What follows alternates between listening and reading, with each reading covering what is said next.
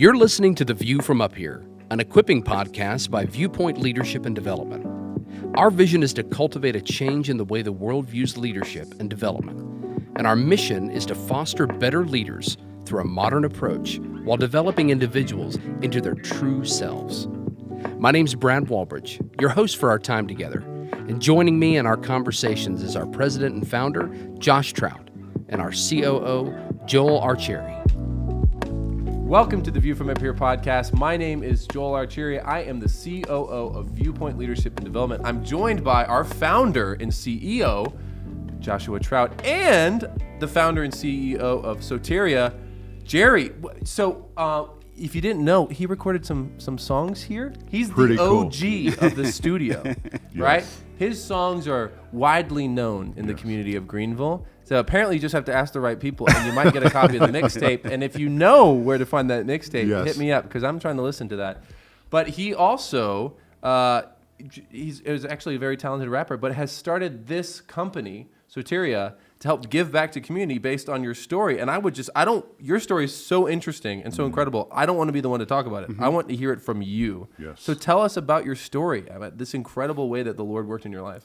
Yeah, well, I have to go back. Can I bring y'all up to speed? But I want to talk about, because it's hard to talk about where I am now without knowing where I came from. Yeah, And absolutely. I'm born and raised in Greenville here. Wow, so cool. My mother worked in Woodside Mill, Wow. which is a piece of history. You know, Greenville is made up of 18 textile mills. Yeah.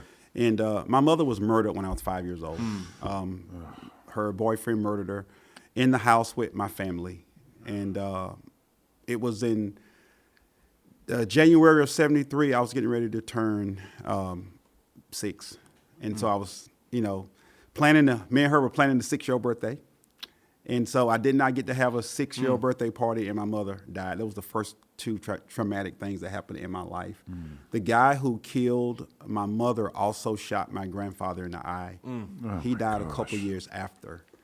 My mother was a twin, and her twin died a few years before her. Oh, So my grandmother took me and my 4 other siblings, moved us away from West Greenville over to Low Water Apartments in Greenville. And there is kind of where our life, started over again. Low Water was a low-income apartment complex. We were bused to the east side of town. And so I was able to go to Mitchell Road Elementary, which was predominantly white in the east side of town. And that's why I learned a lot. And I'm so thankful for teachers. I have the greatest respect for teachers, because my teachers really helped to mold me into the person I am. They knew my tragic situation. My grandmother became a functional alcoholic, lovely, beautiful lady, best cook, but all these deaths, no therapy, none of us had counseling, any Different grief times. counseling, none of that. And Yeah. so, the school district didn't reach out to us. And so my family kind of, we survived. Yeah. I was the only, of 4 of the siblings, I was the only one that graduated high school. Wow. But going through middle school, I tapped in straight, A's and B's, on a roll. Got hooked on pornography at like 10, 11 years old. Smoked my first joint of marijuana probably around the same time. Drank my first beer around the same time. But I managed to stay in school. By the time I get to high school, I'm doing pretty good. And my high school shop teacher tells me that I need to go to college. And I'm like, no, I never talked to him about college. It's not a dinner conversation. Yeah. And so anyway, he talked me into going to vocational school at 11th and 12th grade. I ended up getting a 2-year scholarship in architectural engineering at Greenville Tech, and did very well. But, young black man back in the early 90s, late 80s, early 90s, I was wanting to do like all my other homeboys. Yeah. They were wearing gold chains, driving BMWs and Mercedes, and I wanted that too. So I would leave school and go sell drugs downtown on Broad Street. The first time I got arrested, I got a 15-year sentence, suspended to 9 months. I only did 4 months in prison. Wow. I got out. I was like, all right, let's do this. But I couldn't find a job because of my criminal conviction. 6 months later, I was arrested again. I got caught and literally sentenced to 20 years.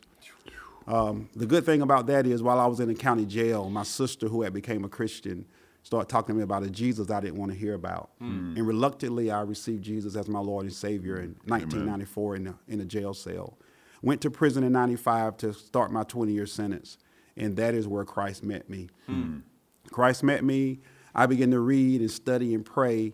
And I knew one day that I was going to be getting out. And so every day at 5:30, 6 o'clock in the morning, I would get up, read my Bible, and pray. And I started journaling. I taught myself how to journal. I taught myself Hebrew and Greek while I was in prison, and began on a journey of 3.5 years with one confession: I will not be here long. Wow. And so I said that every day. I would get up, I would pray, and I found Habakkuk 2. Habakkuk 2 says, write the vision down and make it plain so that those who read it may run with you. And I began to write down everything I wanted to do when I got out of prison. And in 3.5 years, I was paroled on a 20-year prison sentence. Wow. I was released in March of 1999. I had the plan written down, and I started telling people around Greenville what I wanted to do, and they thought I was crazy. You know, how are you going to start housing for people and create jobs for people that are getting out of prison, and you on 11 years parole? Yeah. And so, but God did it. I can't take any credit for what's going on in my life. God did it. Everything I wrote down, I was faithful to him. And I made a promise to him. I said, if you get me out of here, I promise you I'll never come back, and I'll help everybody I can. And that's been what I've been doing for 24 years with Soteria and all of the things that we've been doing. So cool. So I'll shut down right there. I'll let you ask some questions.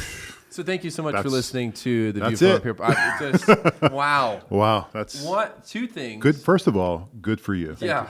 Good for you. Thank you. That Also, no I excuses. actually got goosebumps. No excuses for anyone out there who has a far better situation than being in jail. Yeah. Because this guy just taught himself Greek and Hebrew, which I can tell you is not easy to learn. So you taught yourself. Yes, I just ran. You know, this Red got books. I had my Strong's Concordance first. You just ruined so many seminaries. Their tuition. They're like, what? That's all we get? I know. The languages. That's how we get people into seminary. Like, why'd you go to seminary to learn languages? Nope. Now don't go to prison, but you know you could learn it on your own because this guy did it. And then journaling. So here's a question, because I'm an avid journaler. I've been journaling since senior year of high school every day. So I've got, this is 18. This is my 18th journal. How many journals do you have? Oh my God, I lost count. Oh man, you're my inspiration. Yeah, so I you're lost- obviously more than 18. Oh yeah, yeah. You know, I had 18 just in the 3.5 years in prison. Oh my Wow. goodness. Yeah, and read hundreds of books while I was in prison as well. Wow. Jeez. So when you were reading those books and you were doing that, what was the thing that you felt like you learned more in that time? I mean, yeah, sure, you taught yourself Greek, you taught yourself Hebrew, right? That's cool. Those are skills now that you have. But what was something that you took away from everything that you were reading? Like, what was central to that? Well, I didn't know who I was as a human being, as a person. I didn't have a mom. I didn't have a dad to throw football with me. I didn't have a dad to say, hey, go to soccer practice. Hey, I want you to play football. Hey, I want you to do basketball. Nobody told me that. Yeah. And so I didn't have bearings for anything. I had a family life, but it wasn't, it was unstructured family. You know, when you grow up poor in the hood, it's just you survive. Yeah. And so I learned how to be a man. I learned how to be a father. I had 2 kids that, were out of wedlock. I had a wife that divorced me because I was going to prison. It wasn't her fault. It was my fault. Yeah. And I didn't know how to be a husband. And I learned these things. And I learned them from the Word of God. From all the places that I learned how to be a human being, I learned it from the Bible. And a lot of people look at Christianity and we bash Christianity and we bash church. But if you settle down and you read the Word of God and you read it and you take it in, it's teaching us something. So you go from making this and having this massive, drastic life change, and you get out, and like you said, you go into the community, and say, hey, I want to do this. I want to Soteria. I want to start this. And they go, get out of here. Right. What are you doing?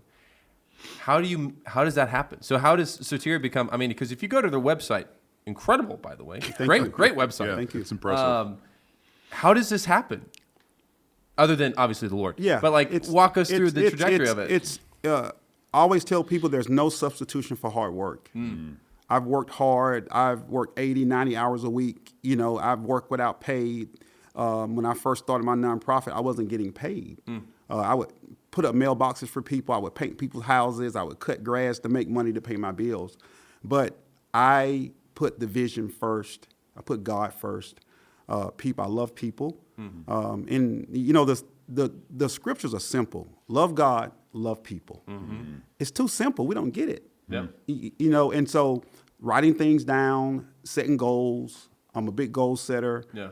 Objectives. That's part of it. I had a mission statement, I had a vision statement, and I work those things every day. Yeah. And it's just hard work. And after 24 years, all the things that I wrote 26, 27 years ago Wow. is finally coming together. And faith and patience are twins. When you believe God for Break that something, down. and when you're saying, God, I want this, yeah, God, he'll give it to you, but it's going to take time. It's going to take time. I read the scriptures. I broke them down. I tried to understand. When Noah got off the boat, I think the scripture talks about there will always be seed, time, and harvest. Yep. We used to read it as seed time and harvest. It's seed, you plant a seed, there's time, then there's harvest. Yep. We forget about the farmer. Farmers understand that. Yeah. Some of us who don't understand agriculture, we don't understand it. When we believe God for something and we plant our feet in the ground and start doing it, there's going to be some time. Yeah. But we just don't wait until our thumbs. We put our overalls on and we pull weeds. We do all this and we water, Yeah. And that's what I've done with Soteria over 24 years. I've had to pull weeds. I've had to water. I've had to cultivate. Yeah. I harvest a little bit and I have to plant again. Yeah. So that's kind of been, the way with Soteria. It's been work the whole time. Yeah. So Soteria is now, like you said, 24 years old. So it's a young adult.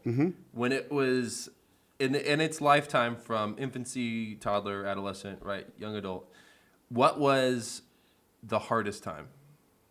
The infancy is keeping the baby alive.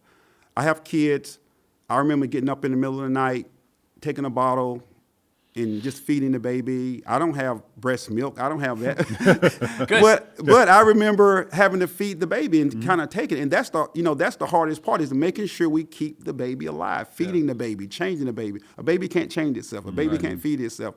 A small business can't do things on its own. We have to put in the work. And that was the hardest time, working without getting paid. People telling me I shouldn't be doing this. People saying, why are you doing this?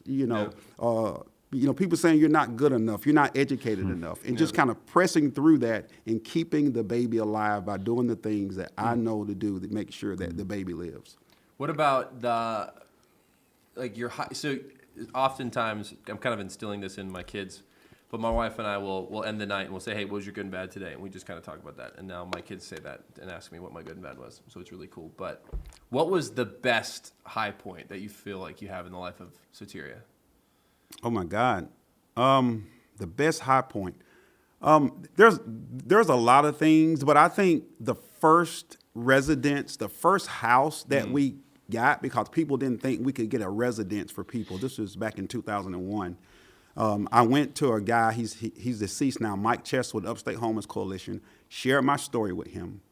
And I said, I've been trying to get a residence for men to get out of prison to live. I want to have a housing program. There was not anything like this in Greenville back then.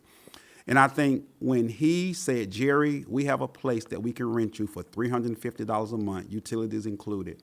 That was that was what I needed, not to give up and quit, because he gave me an opportunity to actually show people that we can put people getting out of prison in a housing situation and help them find jobs. And so that start was a shot in the arm that I needed to keep going. Yeah. And then people saw that we can do it. We had 4 guys in a 3-bedroom house. They kept the house clean. They kept the yard clean. And 3 months later, we got another house because the house that we were renting was so clean. And they said, we need to let y'all rent another house. The best tenants we've had. Exactly. And that's exactly what they said. That's and so that amazing. was kind of the high point that, yes, I did it. Yeah. And it kind of gave me the fuel to finish the race. That's so cool. And it showed too, I mean, that all the best intentions that you had and those guys had that just got out of prison were appreciated, right? Not just, oh, cool, that's cool, we'll see what happens. Right. But the fact that they were men of their word and said, yeah, we'll maintain this house, we'll keep it clean, we'll make sure that we ensure that it is up to, if not above the standard that the landlord would have. And then that someone said, I love that you did that, let's give you another one. Yes. I think that's so cool. So let's say, hopefully not, but let's say ex prison, right? Just got out of prison, and I want to get involved with Soteria, right? And I want to do this. What does it look like for someone to be involved with this? So we want people to be referred.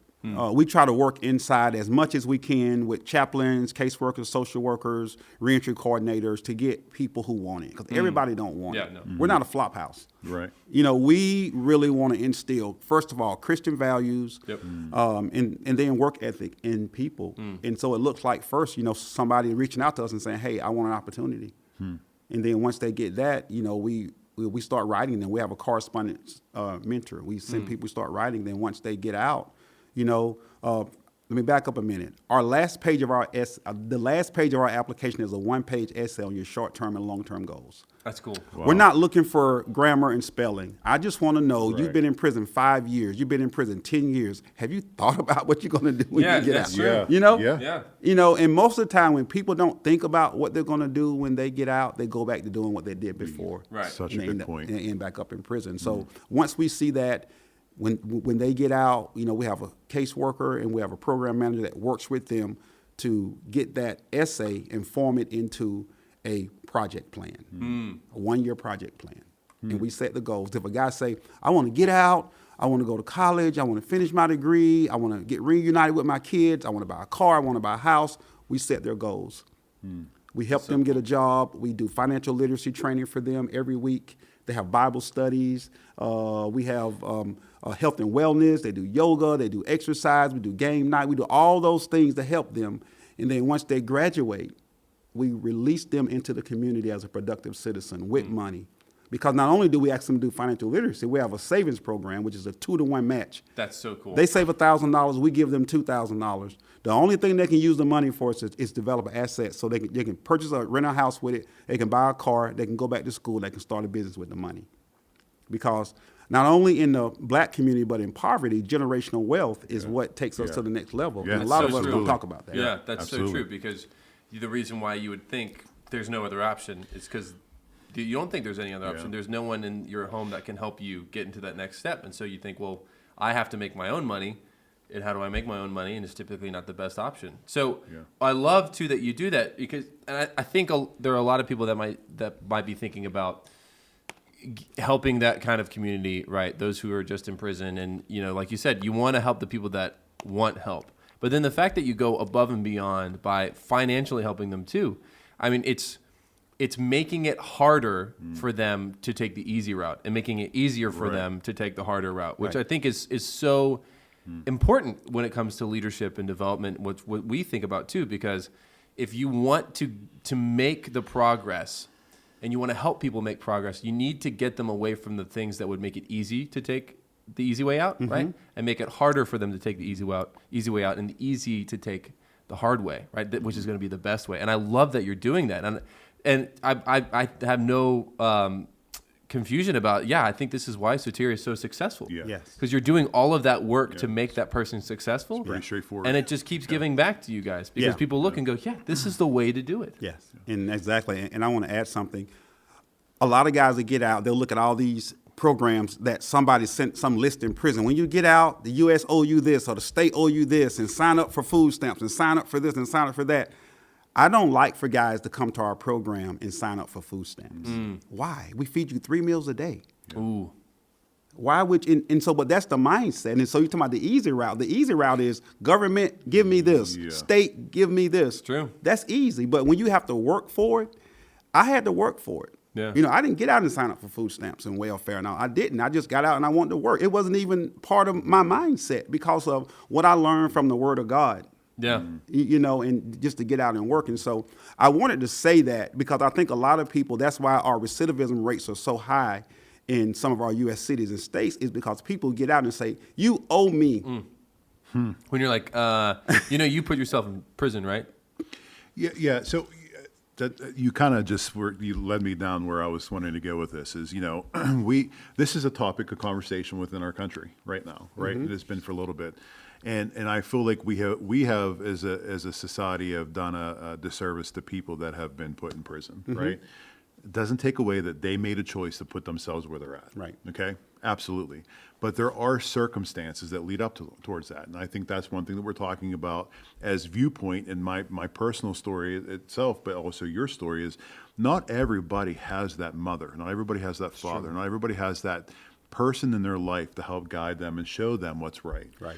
And while that's not the main reason why they ended up in prison, we can't deny the fact that that is a huge factor, right? And so I guess my question is how do we help with that, right? I think that's one thing that we're trying to do here locally with our businesses, that to engage with people that may be listening that don't believe in themselves or don't have the parents or don't have someone to kind of walk them down that path. And we want to be those people for them. But, you know, what can we do better as a society? What can we do better as a government, we'll say, to make things better for those that do find themselves in prison, but be able to come out and truly have a new opportunity at life? Great question. So most of us are family oriented and we love our families. And I think we're too much into punishment. We all have children and we understand spanking our children, but we spank our children or we do something to our children to reprimand them, but we don't send them to bed without dinner. We don't tell them, you're not going to school tomorrow. I'm not buying you clothes or shoes. We punish them, but we show them the right way and we love them. And What a great way to look at it. Having respect, Yeah. you know, punishment without relationship breeds rebellion. And I think that's where we are as a country. Yeah. And so, you know, when we send people to prison, we send them to prison, which I'm not saying don't send people to prison. I was in there and something, people are like, I don't want to get out. Yeah. But we send people to prison, we punish them, which is, it's okay. But what are they doing while they're there? Yeah. Are they learning anything? Are they getting educated? Are they learning how to work? Are they learning to be fathers and mothers? Right. You know, my youngest son is in college right now, and it costs $31,000 a year at North Carolina A&T to educate him. It costs $32,000 to keep a person in prison for 1 year. So it costs more for us to imprison somebody than it costs to educate them. You know, my son's going to leave college with a degree to be an architect. Yeah. If he had went to prison, he would probably get out knowing his craft better, how to sell drugs or whatever he would do or he or she would do to get out. And so I think as a country, we need to look at, if we're going to send people to prison, and if we're going to invest that type of money in them, they need to leave with some degrees and some life skills. Yeah. Amen. You know, one thing that you said too, that, you know, and I really, we are not politically driven by any means, but this kind of leads into some politics, right? When we talk about this. But, you know, you mentioned something that I personally believe in, is that I feel like the government likes to use the handouts to keep people down. That's my personal view. Do I think that that's 100% the true meaning behind it? I don't. There are, like you said, there's some people need to be in jail, some people don't. Some people need that help. Right. And I support that 110%. But I worry that people that do go to prison, why is that the first thing they're throwing down their throats? Is it because we don't want them to improve? I'm asking you what your thoughts are. Yeah, I think so, because it makes our job and our narrative that we speak, you know, it kind of, you know, supports the narrative of lock them up and throw away the key. And if I can tell you that these people are bad, I'm going to stay in office or stay in my power position. Okay. It's also that's easier. what I was thinking. Yeah, it's also easier. I mean, I think so much of what we see as an issue, and whether it's society, whether it's systemic in society or systemic in us, or just within ourselves or communities or families, it's when you say, I'll do the easy thing, right, rather than the hard thing. And I think it's not just, so you might think, well, where does that come from? So like give you an example, right? So let's say, Josh and I, we're going to call ourselves out here. We're supposed to be working on books right now. How well are we doing? Just say it. Crap. It's crap, right? So here's the deal. There are moments. So today I woke up 4 o'clock. I've slept 5.5 hours. I coached for the 5 and 6 a.m. I came home and then got ready for this, came here. There were times in between then and now, I could have done 10 minutes, right? No, I'm going to watch YouTube. I'm going to get home and do some other stuff, right? Which, if you watch YouTube, watch the View if you're going to watch YouTube, the View from Up Here podcast. Hopefully you're watching us. Like it, well, not, subscribe. Sorry. Not hopefully you're watching us and not doing work. I don't know if that would be counterintuitive. Sorry. But there are always moments, and there are thousands, hundreds of thousands of moments in every single day in our lives where it's not even just, are we giving ourselves to the Lord? Are we doing things unto the Lord? It's just, are you making a good use of your time, right? Like you're not even guaranteed tomorrow. We're not guaranteed that tomorrow we're going to have tomorrow, right? So why not work on what we're doing right now, right? But we say, yeah, I'll do the easy thing. And then what happens is you build a habit of doing the easy thing when you have time, right? When it's easy to do the easy thing, because no one's saying you have to do this now, right? You cannot do anything else unless you do this, right? If you don't do your homework, you don't get shoes. It's pretty easy to do your homework at that point because, right, you're not going to get shoes. Not that that's good, but the same thing is if I say, hey, are you going to work on a book? And you're like, yeah, I'll probably try to give 10 minutes of my time. No one is making you do that. So it's easy to not do it. So the problem is those people that eventually then go into power or go into wherever that make decisions have most likely spent hours, if not days worth of their lives choosing the easy thing. And so then when they get into a position to make policy or to lobby for something, they go, well, I can talk about it. That's easy. I'm not going to be about it. But that just frustrates me. I know. All right, because you have, and you correct me if I'm right or I'm wrong. Tell me, right? But how many people did you come across in the prison system that have such amazing talents that could be giving to this nation? Oh my God, everybody. I saw guys make all kinds of things, tattoo guns and projectors and I'm like, oh my God, they got engineers in here. And we're wasting that talent. Yes. So instead of us trying to just pass out free things, Right. if they need it, let me say again, it's okay, right? But that shouldn't be the go-to. Let's find their talents. They don't need to have a college degree, and I'm a supporter of education, but we're missing the boat. Yep. We are missing the boat. Yeah. So in my book, I touch on a little bit about the prison system and why So now you just made us look at Wow. and why it was started. You know, why don't we should actually just walk away and just let him. The rest of this podcast is just. And him now he's a taking- podcaster. Yeah. No, all right. Sorry, go ahead. But I talk about that penitence, and, penitentiary, the root word penitence. Yeah. And it started back, really it was a biblical thing. I think, these monks would do something, they would send them to penitence, they would go stay for a long time, they would read scriptures, they would pray, and then when they got out, they were better. Yeah. They didn't send them in there and punish them. It was a spiritual experience. And I believe prison or the penitentiary need to be a spiritual experience. But the problem we have is that separation of church and state, and we don't want that to be a spiritual experience. We gotta let every other thing come in. But I know for me, that was the thing that helped me. And I'm not ashamed to say it. Yeah. If I had an opportunity Right. to change the whole system, everybody would have a spiritual experience. Just saying. This is a good one. Hot takes.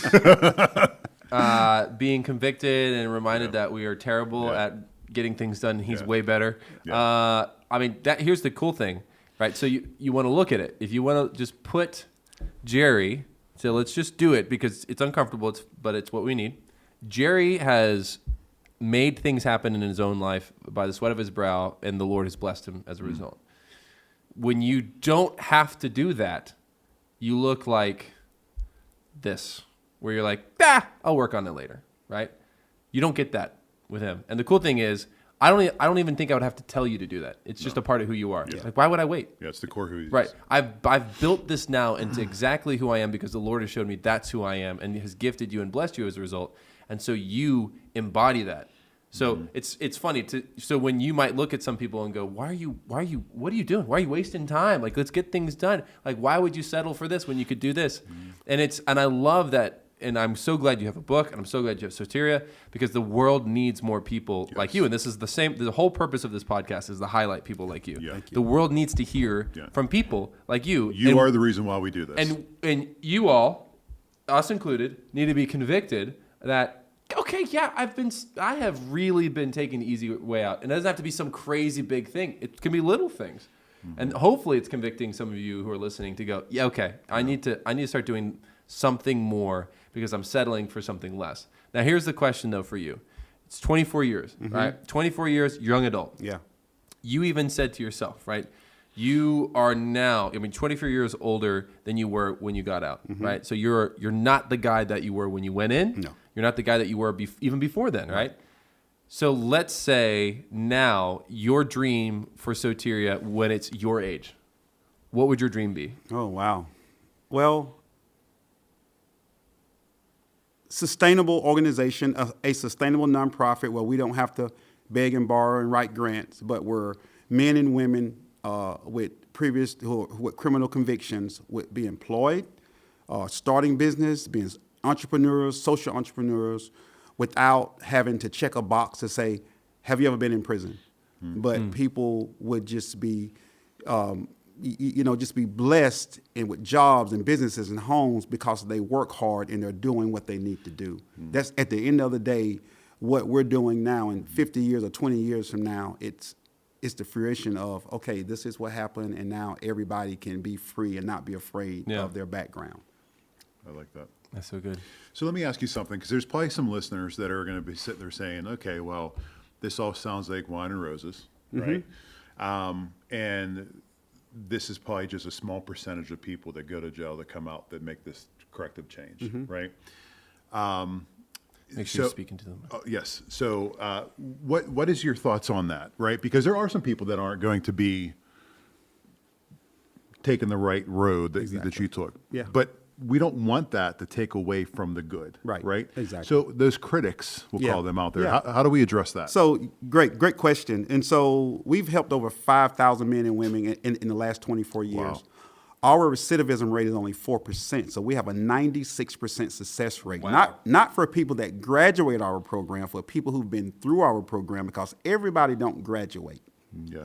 And years ago, I was asked at a conference, what's your graduation rate? And it was really low. And I'm like, it's not.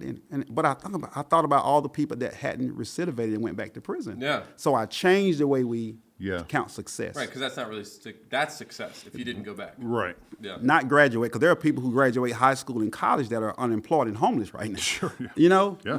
And so we look at people, that don't go back, to prison. We have a lot of people have been through our program who are business owners, who are homeowners, who are doing a lot of great things right now. And it all goes back. I'm going to beat this dead horse. It all goes back to love. The scripture says love covers a multitude of sin. Yeah. If you walk into my office, that's what you're going to feel. If you ask anybody who's ever been remotely involved in Soteria, the first thing they're going to say, it's the love. I felt loved. And a lot of people have never felt love. Yeah. And that's How sad is that? It's sad. Yeah. It's sad, but I give what I want. My staff give what they want. And it comes from me. I started that because I know what I needed as a child. I know what I got from those teachers. They loved me. They cared for me. And I wanted to give that back. And so I think that's the thing that keeps Soteria going. That's the thing that, that's the secret sauce. And that's what true leadership looks like. Sure, it's just a great. That's why I apologize for being laid back and relaxed, Great. but that's what this conversation has brought me to. Episode. Just, My goodness. Yeah. Wow, Jerry. Incredible. Just fantastic. So how can we help? Yeah. Well, y'all have started by allowing me to come here and talk about the great work that we do. I think it's stuff that this topic needs to be talked about, Right. Because Yes. it's all negative. Yeah. And there are people that go back. But there are more people that stay out. Yeah. Than go back. And we always talk about the ones that make mistakes and go back. Yeah. And so just promoting our message. Volunteering. We are a nonprofit, so by being here, people are going to want to find us out to give. And so we are in the process right now of trying to build our wood shop. That's cool. 2 years ago, I wanted a state-of-the-art wood shop, and we got it. It was $100,000 renovation in the building, and last July it burned. And so we're in the process right now of rebuilding our wood shop so that we can train men and women on woodworking, and we take beautiful furniture or houses and buildings that were being the landfill, and we reclaim the wood and build beautiful furniture pieces from it. Let me ask you something. Do you feel as though the fact that you built that beautiful building and that you lost it, do you feel as though God had his hand in that? Oh, most definitely. I do too. When I pulled There's a up reason. in front of the building and saw that building singed and burned to the ground, the first thing that came out of my mouth on the news, the first words that came out of my mouth is that God was going to rebuild something beautiful from this. All things work together for the good to those who love God, who are the called according to his purpose. Okay. How can people, obviously the website, Soteria, right? And it's the Greek word for salvation, Right. if anyone didn't know. And it's spelled Soteria. And is it just soteria.com, right? Yeah, it's Okay. soteriacdc.com. CDC.com. We're a community development corporation. Good. In social media. Yes. Okay, and Instagram, Facebook. And then your book. Is your book Amazon? Yeah, Amazon, my website, jerryblassingame.com, and it's called Reclaimed. Reclaimed. Yeah. And Blassingame is Blassingame. Okay. So if you wanted to be like Jerry Blassingame, there you go. His book's on there. He's got his website for Soteria. Please reach out. You've just been great. This is a cause. There's so many causes out there, right? So thank This you. is a cause that we should be supporting. Thank you also to our sponsor of the podcast, Yes. Synergy Coffee Catering. They cater your coffee needs. So if you need anything, ask them. Also, hey, thanks, Rich, Lancaster Group. You guys are great. Thanks for the tumblers. And thank you, Jerry, Yes. for being on this podcast. You have been a joy to chat with, and I hope your story is as inspiring to everyone else who's been listening as it has been us. Well, Yes. thank y'all. It's This has been fantastic. truly a blessing to be here. Yes. Seriously. Blessing. Thank you so much. Yeah. All right. Thank you all. Remember to subscribe on all the platforms that you listen to podcasts. Subscribe on YouTube. Hit the notification bell. Thank you all. Hope you have a good and wonderful day. Thanks, y'all. See ya.